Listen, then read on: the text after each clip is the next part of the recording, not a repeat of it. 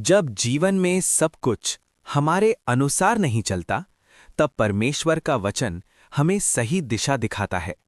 आज का वचन उन सभी के लिए है जो अपने जीवन में किसी न किसी कमी को महसूस कर रहे हैं।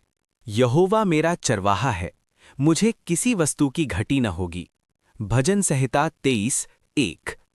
ये वचन हमें याद दिलाता है कि जब परमेश्वर हमारा मार्गदर्शक होता है, तब हमारी जरूरतें हालात पर नहीं, उसकी देखभाल पर निर्भर होती हैं। बाइबल में चरवाहा वो होता है जो अपनी भेड़ों की हर जरूरत का ध्यान रखता है। वो उन्हें सही रास्ते पर ले जाता है, हरी चराइयों में पहुंचाता है और हर खतरे से उनकी रक्षा करता है। इसी तरह परमेश्वर भी हमारे जीवन का चरवाहा बनना चाहता है। इसी उद्देश्य से इस आज का वचन श्रृंखला में हम हर दिन प्रभु के वचनों को सिर्फ सुनेंगे नहीं, बल्कि उन्हें गहराई से समझने की कोशिश करेंगे, ताकि वे हमारे जीवन को दिशा दे सकें।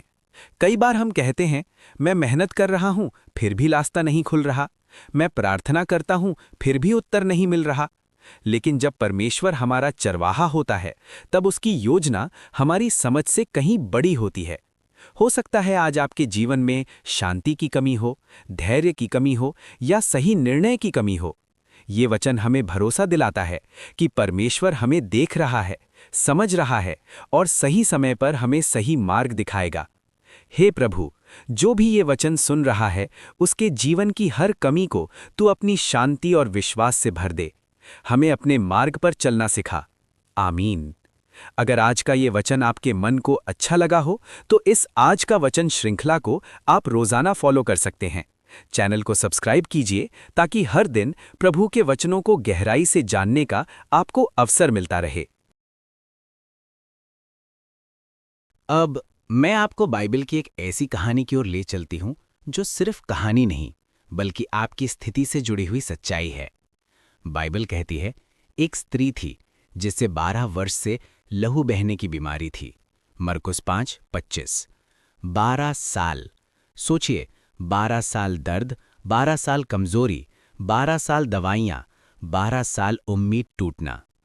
बाइबल आगे कहती है, उसने बहुत वैद्यों से बहुत दुख उठाया था और जो कुछ उसके पास था सब खर्च कर दिया।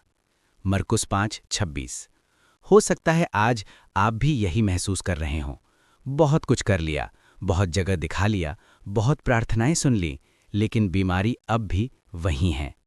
उस स्त्री की एक बात ध्यान से सुनिए, यदि मैं केवल उसके वस्त्र को छू लूं। मरकुस 5:28। उसने कहा नहीं, अगर यीशु मुझे छू ले। उसने कहा, अगर मैं छू लूं। यानी उसने फैसला किया, मैं बीमारी के अनुसार नहीं, मैं विश्वास के अनुसार चलूंगी। और बाइबल कहती है, उसी घड़ी उसका लहू बहना बंद हो गया। मरकुस 5:29। उसी घड़ी, उसी पल।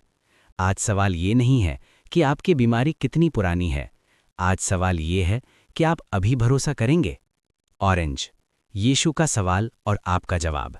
यीशु ने उस स्त्री से पूछा, किसने मुझे छुआ? मरकुस 5:30। यीशु जानता था, फिर भी उसने पूछा। क्यों? क्योंकि यीशु आपका विश्वास सुनना चाहता है। आज यीशु आपसे भी यही पूछ रहा है, क्या तुम मुझ पर भरोसा करते हो?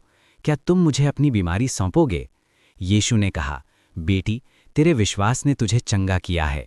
मरकुस 5:34। आज यीशु आपको भी बेटा बेटी कहकर बुला रहा है। ऑरेंज। चंगाई में रुकावट क्या है? कई बार बीमारी से ज्यादा डर हमें रोकता है। डर की, अगर ठीक नहीं हुआ तो, अगर फिर से बढ़ गया तो। परमेश्वर का वचन कहता है, परमेश्वर ने हमें डर की आत्मा नहीं दी। 2 तिमोथियों 1:7।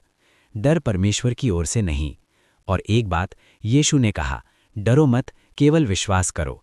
मरकुस 5:36। आज यीशु आपसे भी यही कह रहा है, डरो मत, केवल विश्वास करो। अब जहां आप हैं, पूरी तरह शांत हो जाइए।